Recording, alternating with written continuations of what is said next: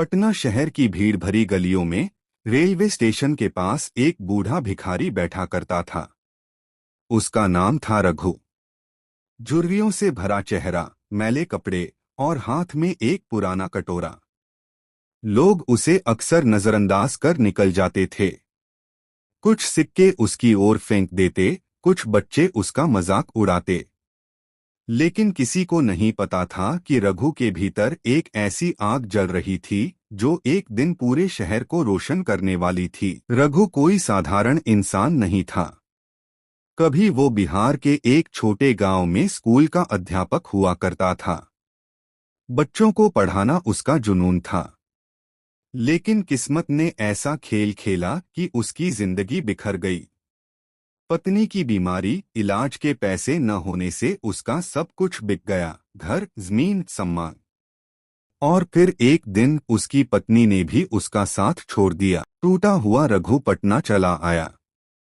कुछ दिनों तक मजदूरी की, पर उम्र और बीमारी ने शरीर का साथ छोड़ दिया। मजबूर होकर उसने स्टेशन के बाहर भीख मांगना शुरू किया। हर दिन सुबह से शाम तक वो कटोरा लेकर बैठता और सोचता, क्या बस इतनी ही जिंदगी रह गई है मेरी। लेकिन एक दिन कुछ बदला। वो ठंडी सुबह थी। स्टेशन पर लोग जल्दी में इधर-उधर भाग रहे थे। तभी एक छोटा लड़का, शायद 8 या 9 साल का, रघु के पास आया और बोला, बाबा, मेरे पास पैसे नहीं हैं, पर मैं आपको ये रोटी दे सकता हूँ। रघु ने मुस्कुराते हुए कहा, बेटा, तू खुद खा ले, मैं तो ऐसे ही ठीक हूँ। लड़का बोला, नहीं बाबा, माँ कहती है जो दूसरों को खिलाता है भगवान उसे और दे। उस छोटे बच्चे की बात रघु के दिल में उतर गई। उसने पहली बार महसूस किया कि भीख मांगने से बड़ा है देना। उस दिन उसने तय किया, अब वो किसी से सिर्फ लेगा नहीं, बल्कि कुछ देने की कोशिश करेगा।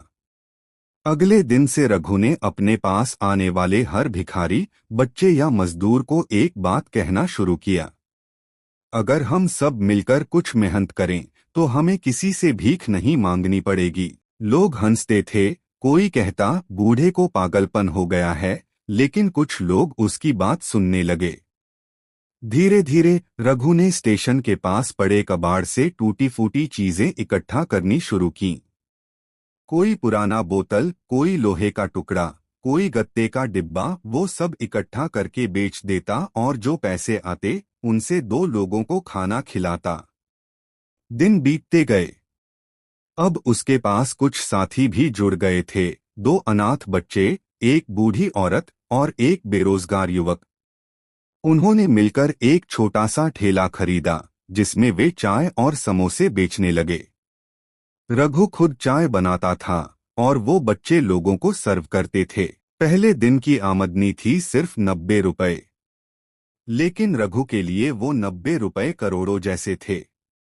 वो बोला, देखो, आज हमने भीख नहीं मांगी, हमने मेहनत की। धीरे धीरे लोगों ने उस ठेले को पहचानना शुरू किया। भिखारी चायवाला नाम से उसकी चर्चा होने लगी। उसकी चाय में मेहनत और ईमानदारी का स्वाद था। जो भी वहां आता, मुस्कुराए बिना नहीं जा पाता। एक दिन एक स्थानीय पत्रकार ने उसकी कहानी देखी और अखबार में छाप दी। भिखारी जिसने मेहनत से अपनी तकदीर बदली।